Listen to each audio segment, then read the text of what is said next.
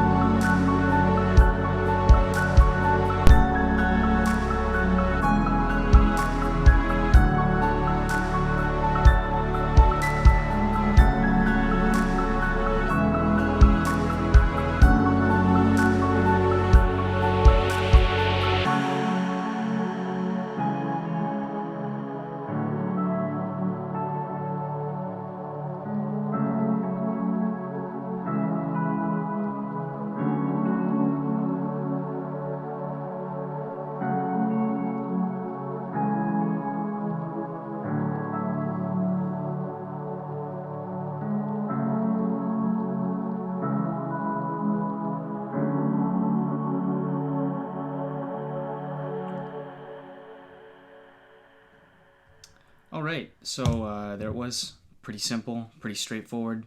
Obviously, a lot of instruments that are usually associated with chill step and down tempo and stuff like that. So, pianos, violins, acoustic drums, lots of reverb. Let's just break it down, I guess. I guess actually the first thing that I want to point out is this master volume. I do this with basically every track, and it just adds a little bit of power to the part that you want to really highlight or accent. In which case, for this track, it's in between bars 25 and I guess that's probably 57 or 58, or 26 and 58. But just it starts out at around 73. I usually go anywhere from like 73 to 75, and then it ramps up to the full 80. You don't want to go past 80 because then it'll start clipping. But so I have that. This is controlling the master volume on the master audio track. So with that out of the way, the first thing you hear in the track is this this car driving by. So this is from a Cymatics pack. They're actually right here. The Cymatics Life Ambient. There are 2 packs actually. They're both free. They're really good and useful, especially in this genre. But there's just a volume automation and a frequency automation. Let's see where it's at. It's on 19. So yeah, it just I start to heavily low pass it as it goes on. So that's the first thing, and then the first pattern you hear is this pattern right here.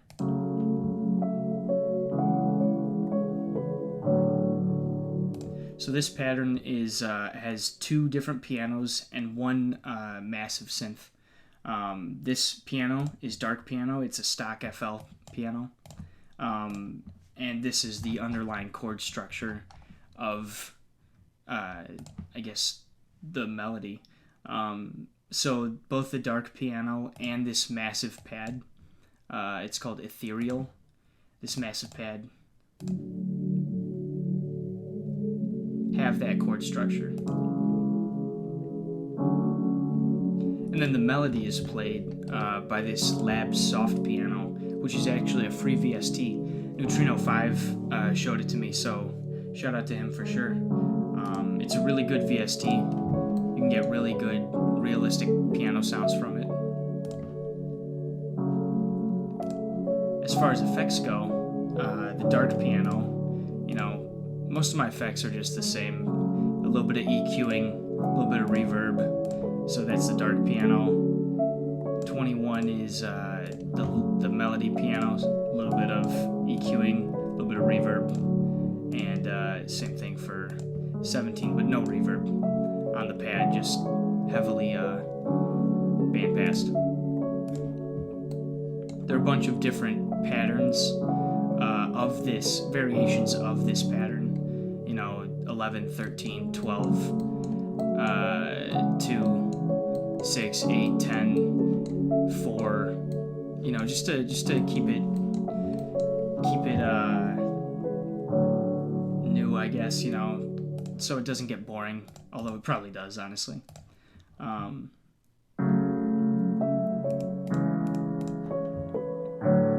So in this project, the VSTs I used were stock FL, Sylenth 1, Massive. I think that's it. We'll see. The next thing you hear, is this Massive pluck, which I use a bunch of times in my songs.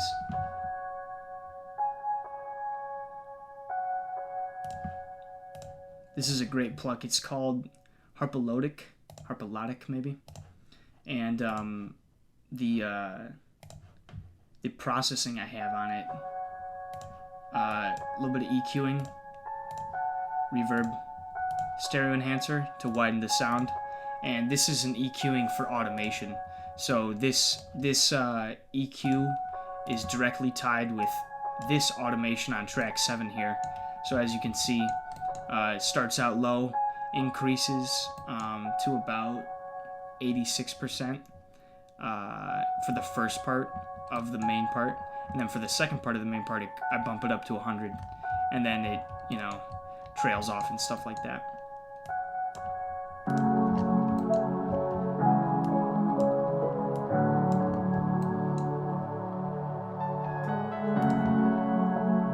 So this piano right here on 25, pattern 25, is just a stock FL piano. You can find it if you go to packs and then instruments and keyboard, and boom, it's right there. It's a really good piano. It sounds really nice. It reminds me a lot of like Andreas B's work. It sounds pretty good, especially if you put some delay on it. Like, so for the processing, I put some, EQing, reverb, an automation EQ, and the delay, which makes it sound, gives it that classic chill step feel. Yeah.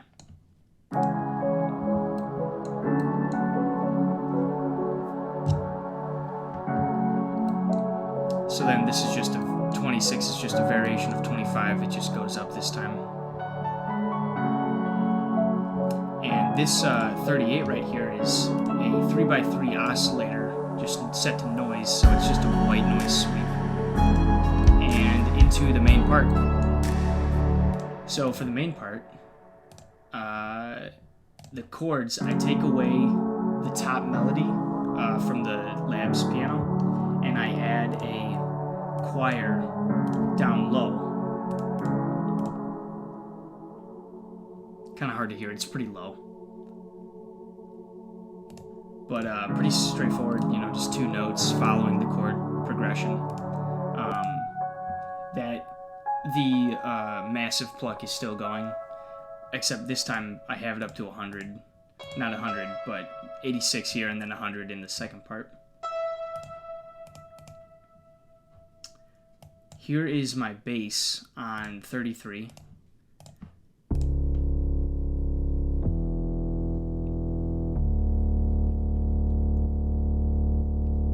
I wanted to keep it pretty simple, so it's only three basses. One is a 808 from Flex, and it's a clean 808. Another is a pluck bass from Silent One, and the last one is another bass from Silent One. So they're all just one note. It's pretty straightforward, but it does the job.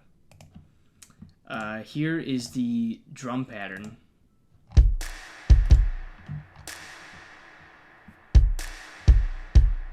So as you can hear, lots of reverb up on the top end, and all these samples came from a Cashmere pack. I can't remember what it's called. Sounds of Cashmere Volume 2. That's right. So these all came from a Cashmere pack. They're really good. And one trick that I like to do is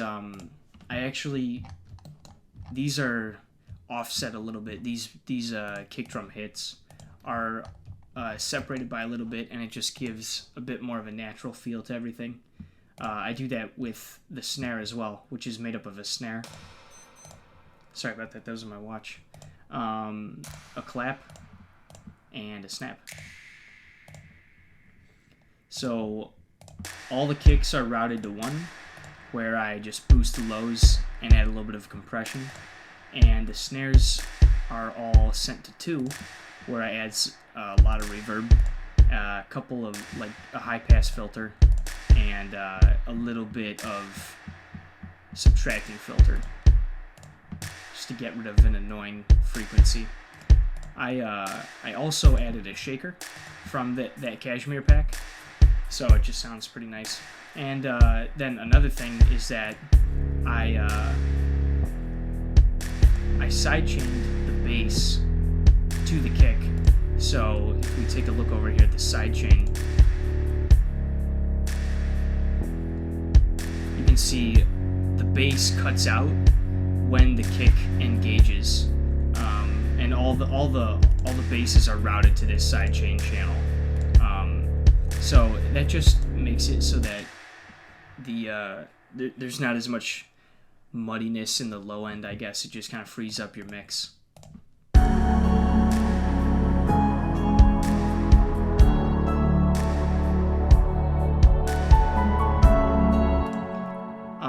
Another thing I did was I added these airy kind of fills that I got from another sample pack. And in transition over here.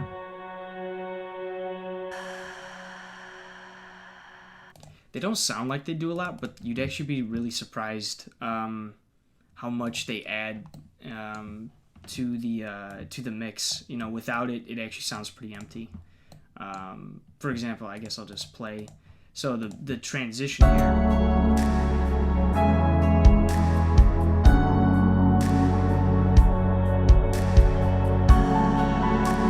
So that's the transition, but if we take away these effects, you're left with this.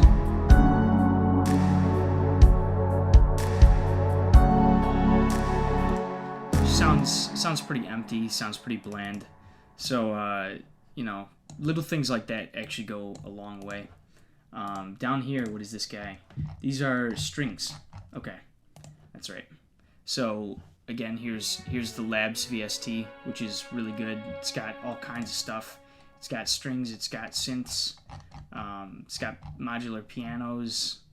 It's really good actually. And then this is a stock FL string, and those are both sent to channel 14, where I have a little bit of bandpass filter, some reverb, some stereo enhancer. These are off because I was debating putting those on, but I ultimately decided against it.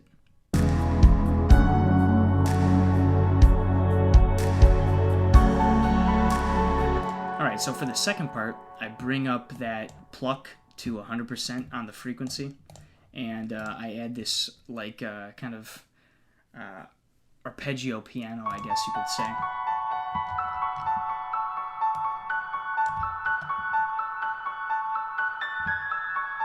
One good trick is to vary the velocity of the notes somewhat, just it gives it a more human feel.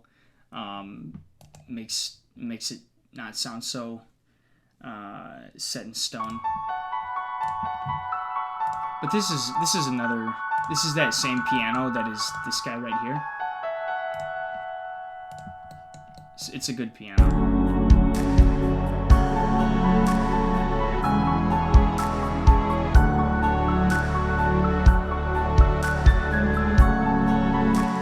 But yeah, so that plays out, and then it transitions with the riser, and then one of those airy vocal effects again.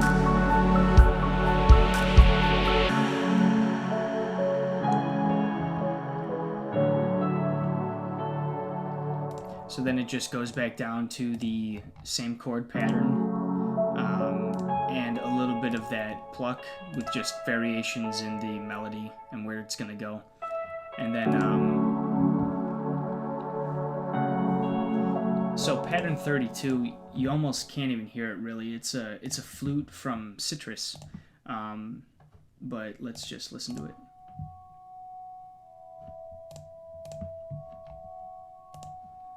You can hardly hear it. It's really quiet, but I added some reverb, some EQing, and some stereo enhancer. You know, you can't, like, if you're not listening for it, you're not going to hear it, but it again adds that kind of, it just adds some variation to what your brain interprets so you don't get as bored.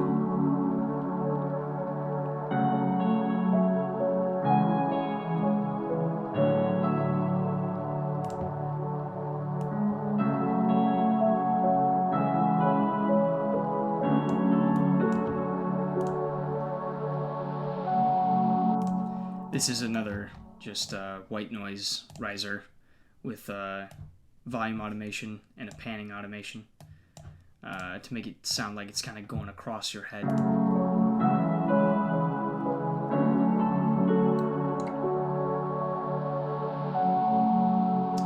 And this right here is one of my favorite instruments that I use. It's a stock FL guitar called the Strat. I think this one's specifically Strat B or something like that, but you can find it in packs, instrument, guitar, and here are the two. There are 4 strats. One is mute, one is tremolo, but the 2 I normally use are A and B.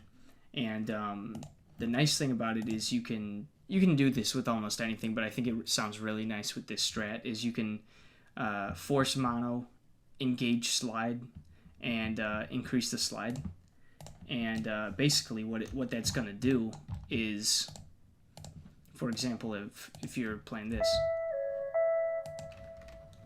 this will slide down. Because this is overlapping here, it will slide down the note. If they're not overlapping, it'll be a hard cutoff, but if they are overlapping, it'll slide down. I use this a lot in my songs, and a lot of artists use this in their songs, like Day 7 does this a lot, and I mean, basically any chill step artist will do this. But I think it sounds really nice.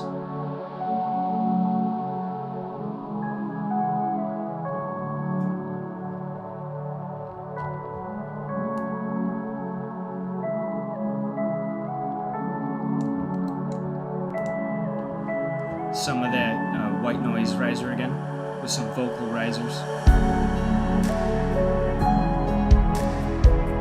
And basically right back into the same thing. There's a little bit of variation in the melodies and the patterns, but the core is basically the same. You know, you've got your airy transitions.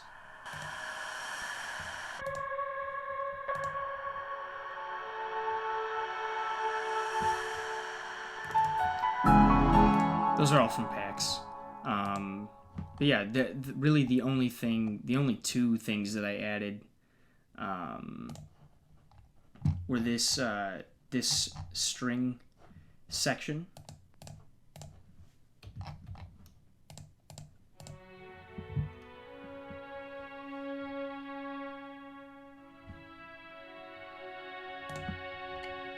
And this vocal chop section, which I automated the volume a little bit for.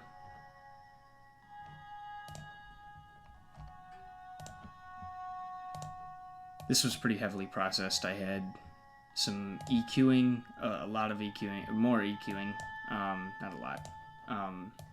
This FX Vox module, which just kind of changes some sounds. I honestly don't know how it works, but it sounds pretty cool. Some reverb.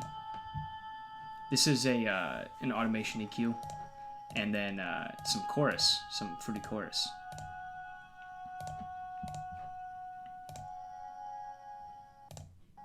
I did not mean to do that. Oh boy. Oh boy.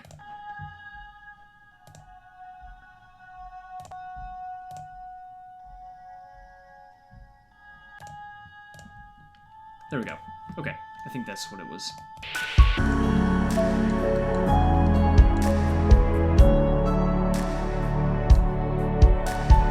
And then the second part is similar.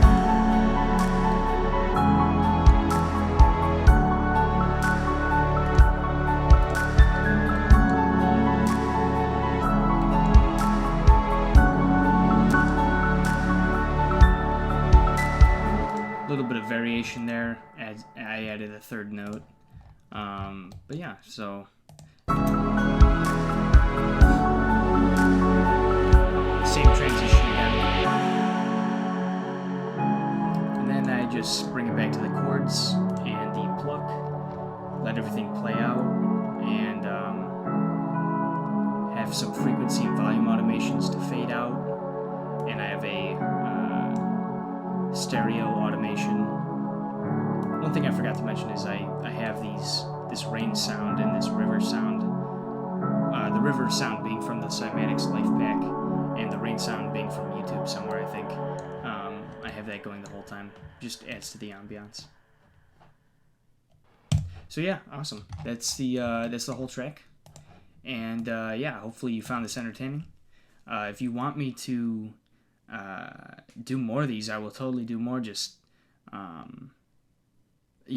comment down below and tell me which song you'd like to see next. Hopefully you guys found this entertaining. And until next time, I will see you guys later.